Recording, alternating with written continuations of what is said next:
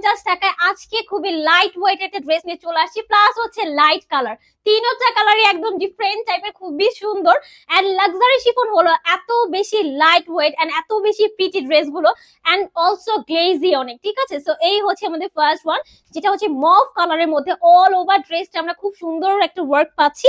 Back পোর্শনটা একদম হচ্ছে প্লেন থাকছে, আমি একটু দেখিয়ে দিই। এই হচ্ছে আমাদের ব্যাক পোর্শন, এটা চিনার দেওয়া আছে, ওকে।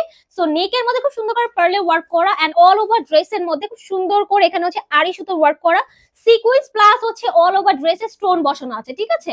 এই হচ্ছে আমাদের স্লিভস এর পোর্শনটা, দেখেন এখানে এই পোর্শনটা চলে যাবে প্যান্টের মধ্যে। আমি একটু দোপাট্টায় চলে যাই।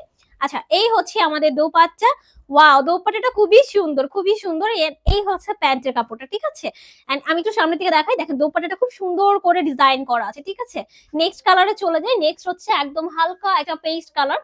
সো এই দেখেন ড্রেসটা খুবই সুন্দর এন্ড অল ওভার যেটা ওয়ার্ক করা, খুবই সুন্দর একটি ওয়ার্ক করা, ঠিক আছে। এই হচ্ছে দোপাট্টা। সো দেখেন প্রত্যেকটা লাইট কালার, যারা হচ্ছে আমার মতো লাইট কালার লাভার আছেন তারা এই ড্রেসগুলো কোনোভাবে মিস করবে না।